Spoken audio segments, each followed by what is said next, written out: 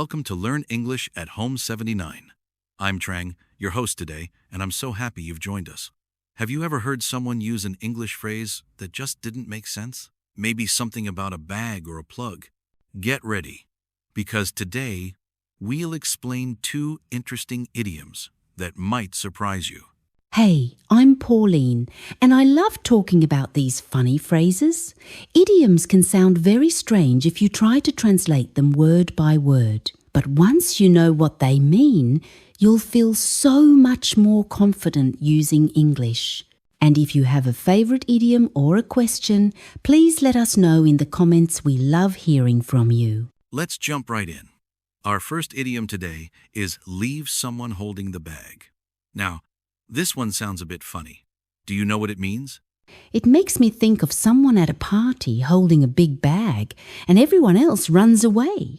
Actually, the meaning is close. It's when you leave someone alone to take responsibility for something. Usually not a fun job. Exactly. Imagine you're at a birthday party and everyone sneaks away. Suddenly, you're the only one left to clean up. That's being left holding the bag. And this can happen at work too. Maybe your co-workers find excuses and leave you to finish the project or clean the office on your own. Not fair, right? Oh, I've definitely had that happen before. Now let's explain a few of those new words like excuse. An excuse is a reason someone gives to avoid doing something. So if someone makes an excuse, they might say, I have to make a phone call just to skip cleaning. Sometimes these idioms pop up in the news too. For example, people might say, taxpayers were left holding the bag after a big city project went over budget.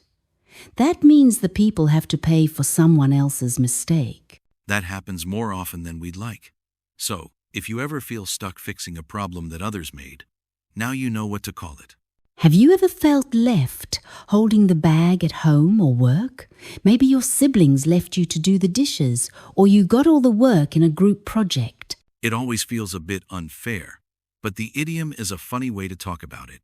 Now, let's move on to our next idiom, which is also about stopping or ending something. The idiom is pull the plug. At first, it sounds like just unplugging something like a lamp. But do you know what it really means?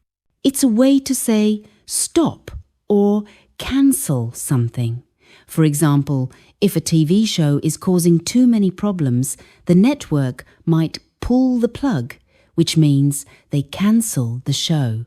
That's right. And in hospitals, this idiom can also be used in a serious way. Doctors might say families have to decide whether to pull the plug on life support, which means to end medical treatment. That's a very tough decision. But in daily life, you can use pull the plug when you stop a project, an event, or even a plan with friends. It's not always sad sometimes. You just need to quit something that isn't working. You know, thinking about these idioms makes me ask, why do we use phrases like this? They help us talk about difficult or awkward situations in a lighter way. That's so true. And sometimes learning idioms can help you understand English movies or news much better. Have you ever heard someone use these phrases in real life? I have. Last week, my friend said our boss pulled the plug on an office party. I realized, wow, idioms really do make language more colorful and fun. And they help you sound more natural in English conversations. If you use even one idiom correctly, people are often impressed, plus you'll feel more confident. Now, let's share some tips for remembering idioms. One idea is to make little stories or cartoons in your mind. Picture yourself holding a big bag at a party or pulling a plug to stop a noisy TV. Another way is to write idioms in a notebook with your own example sentences. Or you can practice with friends and quiz each other. The more you use them, the easier they become. Before we finish, here's a question for you. Have you ever been left holding the bag or had to pull the plug on something? Tell us your story in the comments. We'd love to hear from you. Thanks so much for listening today.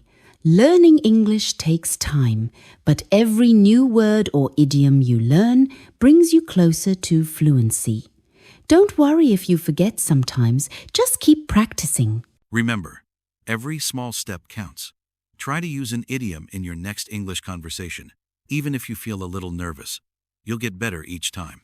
Stay curious, keep smiling, and we can't wait to learn with you again next week. And here's a tip to finish. If you hear a new idiom, write it down and try to use it that day. Practice makes everything easier. Goodbye, everyone, and happy learning.